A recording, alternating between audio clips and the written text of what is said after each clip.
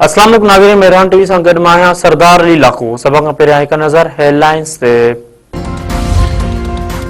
DGISP lieutenant general Ahmad शरीफ चौधरी चयो आहे त असांजो मसइलो अफ़गाननि सां न पर तालिबान रजीम सां आहे। पाकिस्तान दहशतगर्दनि ख़िलाफ़ बिना फ़र्क़ जे कार्रवायूं कयूं आहिनि। ऑपरेशन्स दौरान दुश्मन जे नेटवर्क खे वॾी हद ताईं तोड़ियो वियो आहे। 4 नवंबर खां हिन वक़्त ताईं 4910 इंटेलिजेंस बेस्ड ऑपरेशन्स कया विया आहिनि, जिन में 206 दहशतगर्द मारिजी चुका आहिनि। रावलपिंडी में सीनियर साहब सां ॻाल्हाईंदे DGISP लेफ्टिनेंट जनरल अहमद शरीफ चौधरी चयो आहे त हलंदड़ साल मजमूई तौर ते 67,023 ऑपरेशन्स कया विया आहिनि। KPK में 12,957 ऐं बलूचिस्तान में 53,309 कार्रवायूं कयूं वयूं। ऑपरेशन्स में हिन वक़्त ताईं 1,873 दहशतगर्द मारिजी चुका आहिनि, जिन में 136 दहशतगर्दनि जो तालुक़ अफ़गानिस्तान सां आहे।